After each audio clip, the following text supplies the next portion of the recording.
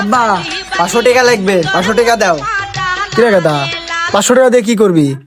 ওই যে English private পড়িনি, ওই স্যারের বেতন চাইছে, বেতন দাও। খালি প্রাইভেটের বেতনই নিতে পারো, পড়াশোনা যে কি হয়েছে আল্লাহ মাহবুদ জানে। খা, স্কুল তো যার কোনো খোঁজ নেই, কি যে পড়ছি তা কি হয়েছে হয়েছে তা কিছুই আমি জানছি নি।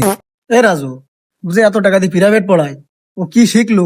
ও কটা প্রশ্ন কত দেখিও পারে কি না, টাকা পয়সা নষ্ট করছে কি করছে আল্লাহ জানে। তুই ইংরাজি প্রাইভেট পড়োস, তোকে একটা প্রশ্ন করবো, উত্তর দে দিন দেখি। কি প্রশ্ন করবা করো, আমার কাছে কোনো ওইসব প্রশ্নের কোনো খাওয়া নেই, কোনো ব্যাপারই না আমার কাছে। ক, আই টেল ইউর লেটার।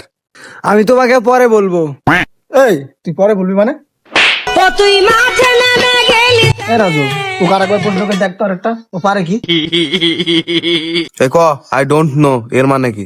আমি জানি না। এই তুই জানিস নি মানে?